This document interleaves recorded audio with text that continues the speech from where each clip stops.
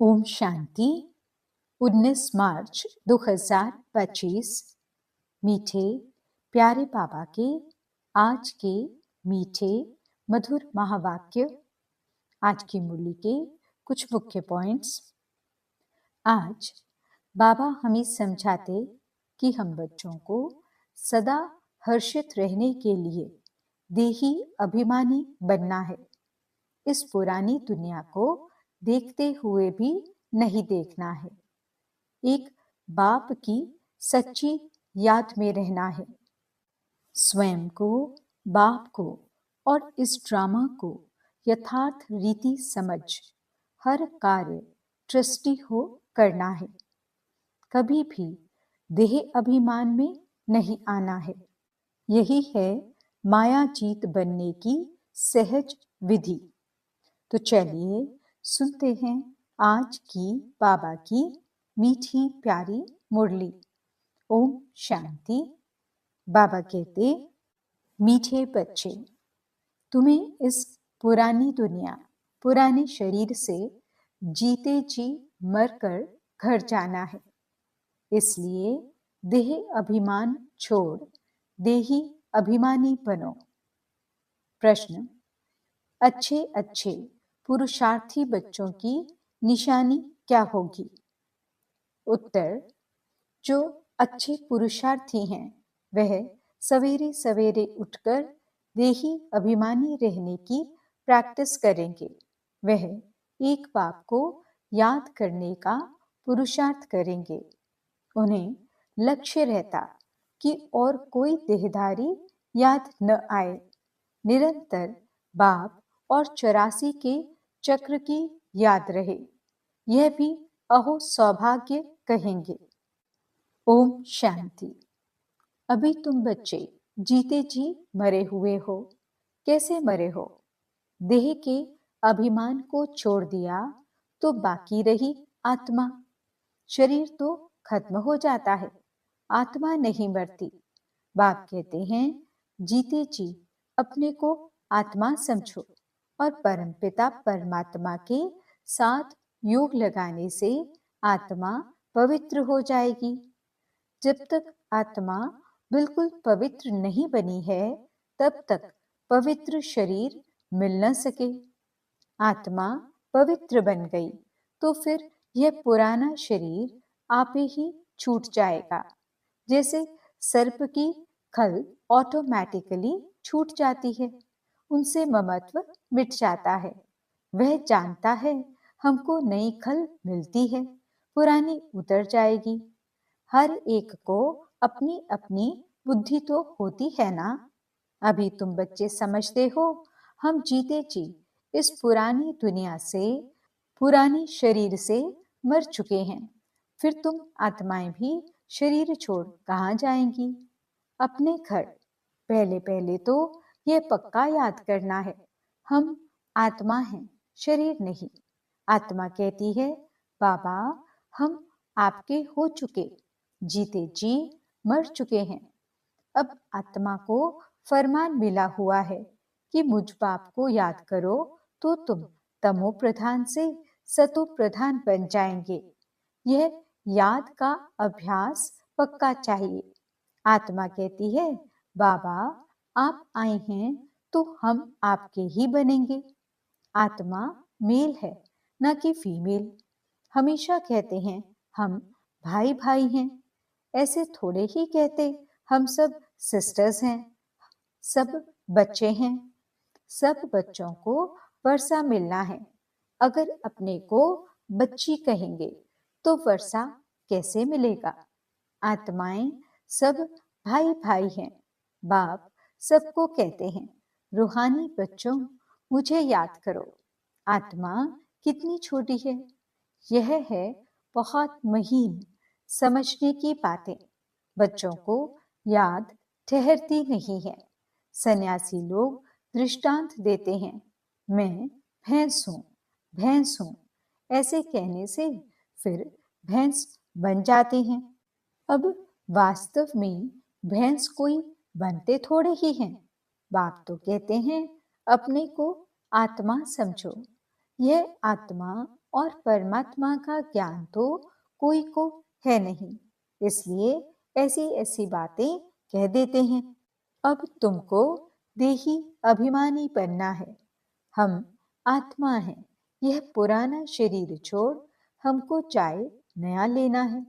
मनुष्य मुख से कहते भी हैं कि आत्मा स्टार है, प्रकृति के बीच में रहती है, फिर कह देते अंगुष्ठे मिसल है। अब सितारा कहाँ, अंगुष्ठा कहाँ? और फिर मिट्टी के सालिग्राम बैठ बनाते हैं। इतनी बड़ी आत्मा तो हो नहीं सकती।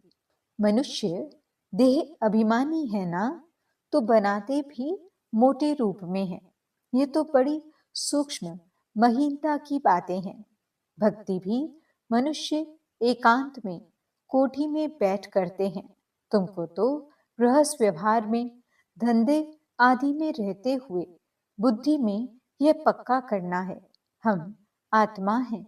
बाप कहते हैं मैं तुम्हारा बाप भी इतनी छोटी बिंदु हूं। ऐसे नहीं कि मैं बड़ा हूं, मेरे में सारा ज्ञान है। आत्मा और परमात्मा दोनों एक जैसे ही हैं, सिर्फ उनको सुप्रीम कहा जाता है। यह ड्रामा में नूंद है। बाप कहते हैं मैं तो अमर हूं, मैं अमर न होता तो तुमको पावन कैसे बनाऊं, तुमको स्वीट चिल्ड्रन कैसे कहूं।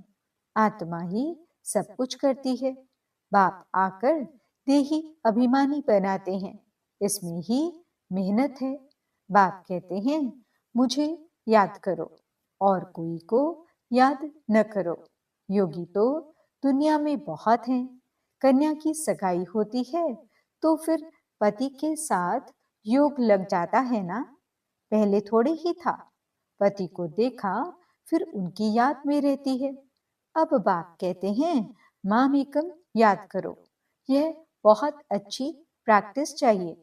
जो अच्छे अच्छे पुरुषार्थी बच्चे हैं वह सवेरे सवेरे उठकर देही अभिमानी रहने की प्रैक्टिस करेंगे। भक्ति भी सवेरे करते हैं ना, अपने अपने इष्ट देव को याद करते हैं। हनुमान की भी कितनी पूजा करते हैं, लेकिन जानते कुछ भी नहीं। बाप आकर समझाते हैं तुम्हारी बुद्धि बंदर मिसल हो गई है, अब फिर तुम देवता बनते हो। अब यह है पतित तमो प्रधान दुनिया। अभी तुम आए हो बेहद के बाप पास। मैं तो पुनर्जन्म रहित हूँ। यह शरीर इस दादा का है, मेरा कोई शरीर का नाम नहीं। मेरा नाम ही है कल्याणकारी शिव। तुम बच्चे जानते हो शिव बाबा कल्याणकारी आकर नरक को स्वर्ग बनाते हैं, कितना कल्याण करते हैं। नरक का एकदम विनाश करा देते हैं। प्रजापिता ब्रह्मा द्वारा अभी स्थापना हो रही है। यह है प्रजापिता ब्रह्मा मुखवंशावली। चलते फिरते एक दो को सावधान करना है। मन मना भव। बाप कहते हैं मुझे याद करो तो विकर्म विनाश होंगे। पतित पावन तो बाप है ना, उन्होंने भूल से भगवानुवाच के बदले श्री कृष्ण भगवानुवाच लिख दिया है। भगवान तो निराकार है, उनको परम पिता परमात्मा कहा जाता है। उनका नाम है शिव। शिव की पूजा भी बहुत होती है। शिव काशी कहते रहते हैं। भक्ति मार्ग में अनेक प्रकार के नाम रख दिए हैं। कमाई के लिए अनेक मंदिर बनाए हैं। असली नाम है शिव। फिर सोमनाथ रखा है। सोमनाथ सोम रस पिलाते हैं, ज्ञान धन देते हैं। फिर जब पुजारी बनते हैं तो कितना खर्चा करते हैं उनके मंदिर बनाने पर, क्योंकि सोमरस दिया है ना। सोमनाथ के साथ सोमनाथिनी भी होगी, यथा राजा रानी तथा प्रजा सब सोमनाथ सोमनाथिनी हैं। तुम सोनी दुनिया में जाते हो, वहां सोने की ईंटें होती हैं, नहीं तो दीवारें आदि कैसे बने। बहुत सोना होता है, इसलिए उसको सोने की दुनिया कहा जाता है। यह है लोहे पत्थरों की दुनिया। स्वर्ग का नाम सुनकर ही मुख पानी हो जाता है। विष्णु के दो रूप लक्ष्मी नारायण अलग अलग बनेंगे ना। तुम विष्णुपुरी के मालिक बनते हो, अभी तुम हो रावणपुरी में। तो अब बाप कहते हैं सिर्फ अपने को आत्मा समझ मुझ बाप को याद करो। बाप भी परम धाम में रहते हैं, तुम आत्माएं भी परम धाम में रहती हो। बाप कहते हैं तुमको कोई तकलीफ नहीं देता हूँ, बहुत सहज है। बाकी यह रावण दुश्मन तुम्हारे सामने खड़ा है, ये विघ्न डालते हैं। ज्ञान में विघ्न नहीं पड़ते, विघ्न पड़ते हैं याद में। घड़ी घड़ी माया याद भुला देती है, देह अभिमान में ले आती है, बाप को याद करने नहीं देती। यह युद्ध चलती है। बाप कहते हैं तुम कर्म योगी तो हो ही। अच्छा, दिन में याद नहीं कर सकते हो तो रात को याद करो। रात का अभ्यास दिन में काम आएगा। निरंतर स्मृति रहे। जो बाप हमको विश्व का मालिक बनाते हैं, हम उसे याद करते हैं। बाप की याद और 84 जन्मों के चक्र की याद रहे तो अहो सौभाग्य। औरों को भी सुनाना है। बहनों और भाइयों, अब कलयुग पूरा हो, सतयुग आता है। बाप आए हैं सतयुग के लिए, राजयोग सिखला रहे हैं। कलयुग के बाद सतयुग आना है। एक बाप के सिवाय और कोई को याद नहीं करना है। वानप्रस्थी जो होते हैं वे सन्यासियों का जाय संग करते हैं। वानप्रस्थ वहां वाणी का काम नहीं है। आत्मा शांत रहती है, लीन तो हो नहीं सकती। ड्रामा से कोई भी एक्टर निकल नहीं सकता, यह भी बाप ने समझाया है। एक बाप के सिवाय और कोई को याद नहीं करना है। देखते हुए भी याद न करो। यह पुरानी दुनिया तो विनाश हो जानी है, कब्रिस्तान है ना। मुर्दों को कभी याद किया जाता है क्या? बाप कहते हैं यह सब मरे पड़े हैं, मैं आया हूँ पतितों को पावन बनाए ले जाता हूँ। यहाँ ये सब खत्म हो जाएंगे। आजकल बॉम्ब्स आदि जो भी बनाते हैं बहुत तीखे तीखे बनाते रहते हैं। कहते हैं यहाँ बैठे जिस पर छोड़ेंगे उस पर ही गिरेंगे। यह नूंद है, फिर से विनाश होना है। भगवान आते हैं नई दुनिया के लिए, राजयोग सिखला रहे हैं। यह महाभारत लड़ाई है जो शास्त्रों में गाई हुई है। बरोबर भगवान आए हैं स्थापना और विनाश करने।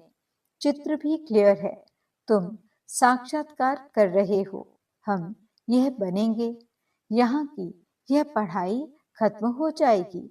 वहां तो बैरिस्टर डॉक्टर आदि की दरकार नहीं होती। तुम तो यहाँ का वर्षा ले जाते हो, हुनर भी सब यहाँ से ले जाएंगे। मकान आदि बनाने वाले फर्स्ट क्लास होंगे तो वहां भी बनाएंगे। बाजार आदि भी तो होगी ना, काम तो चलेगा। यहाँ से सीखा हुआ अक्ल ले जाते हैं, साइंस से भी अच्छे हुनर सीखते हैं। वह सब वहां काम आएंगे, प्रजा में जाएंगे। तुम बच्चों को तो प्रजा में नहीं आना है, तुम आए ही हो बाबा मम्मा के तख्त नशीन बनने। बाप जो श्रीमत देते हैं उस पर चलना है। फर्स्ट क्लास श्रीमत तो एक ही देते हैं कि मुझे याद करो। कोई का भाग्य अनायास भी खुल जाता है, कोई कारण निमित्त बन पड़ता है। कुमारियों को भी बाबा कहते हैं शादी तो बर्बादी हो जाएगी, इस गटर में मत गिरो। क्या तुम बाप का नहीं मानेंगी? स्वर्ग की महारानी नहीं बनेंगी? अपने साथ प्रण करना चाहिए कि हम उस दुनिया में कभी नहीं जाएंगे, उस दुनिया को याद भी नहीं करेंगे। शमशान को कभी याद करते हैं क्या? यहाँ तो तुम कहते हो कहाँ यह शरीर छूटे तो हम अपने स्वर्ग में जाएं। अब 84 जन्म पूरे हुए, अब हम अपने घर जाते हैं। औरों को भी यही सुनाना है। यह भी समझते हो, बाबा बिगड़ सत्युग की राजाई कोई दे नहीं सकते। इस रथ को भी कर्म भोग तो होता है ना। बाप दादा की भी आपस में कभी रूह रिहान चलती है। यह बाबा कहते हैं, बाबा आशीर्वाद कर दो, खांसी के लिए कोई दवाई करो या छू मंत्र से उड़ा दो। कहते हैं, नहीं, यह तो भोगना ही है। यह तुम्हारा रथ लेता हूं, उसके एवज में तो देता ही हूं। बाकी यह तो तुम्हारा हिसाब किताब है। अंत तक कुछ न कुछ होता रहेगा। तुम्हें आशीर्वाद करूं तो सब पर करना पड़े। आज ये बच्ची यहाँ बैठी है, कल ट्रेन में एक्सीडेंट हो जाता है, मर पड़ती है। बाबा कहेंगे, ड्रामा। ऐसे थोड़े ही कह सकते कि बाबा ने पहले क्यों नहीं बताया। ऐसा कायदा नहीं है। मैं तो आता हूँ पतित से पावन बनाने, ये बतलाने थोड़े ही आया हूँ। यह हिसाब किताब तो तुमको अपना चुकतू करना है। इसमें आशीर्वाद की बात नहीं। इसके लिए जाओ सन्यासियों के पास। बाबा तो बात ही एक बताते हैं। मुझे बुलाया ही इसलिए है कि हमको आकर नरक से स्वर्ग में ले जाओ। गाते भी हैं, पतित पावन सीताराम, परंतु अर्थ उल्टा निकाल दिया है। फिर राम की बैठ महिमा करते रघुपति राघव राजा राम। बाप कहते हैं, इस भक्ति मार्ग में तुमने कितने पैसे गंवाए हैं। एक गीत भी है ना, क्या कौतुक देखा, देवियों की मूर्तियां बनाए पूजा कर फिर समुद्र में डुबो देते हैं। अब समझ में आता है कितने पैसे बर्बाद करते हैं। फिर भी यह होगा। सतयुग में तो ऐसा काम होता ही नहीं। सेकंड बाय सेकंड की नोंद है। कल्प बाद फिर यही बात रिपीट होगी। ड्रामा को बड़ा अच्छी रीति समझना चाहिए। अच्छा, कोई जास्ती नहीं याद कर सकते हैं तो बाप कहते हैं, सिर्फ अल्फ और बे, बाप और बादशाही को याद करो। अंदर में यही धुन लगा दो कि हम आत्मा कैसे 84 का चक्र लगाकर आई हैं। चित्रों पर समझाओ, बहुत सहज है। यह है रूहानी बच्चों से रूह रिहान। बाप रूह रिहान करते ही हैं बच्चों से, और कोई से तो कर न सकें। बाप कहते हैं, अपने को आत्मा समझो, आत्मा ही सब कुछ करती है। बाप याद दिलाते हैं, तुमने 84 जन्म लिए हैं, मनुष्य ही बने हैं।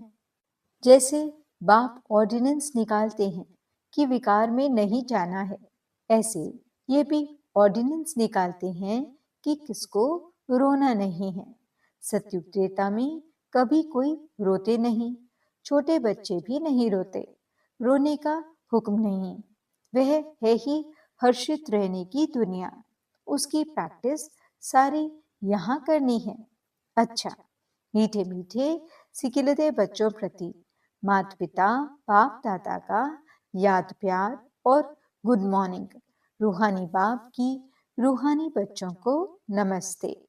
हम रूहानी बच्चों की रूहानी बाप दादा को दिल व जान सिक व प्रेम से नमस्ते नमस्ते नमस्ते जी।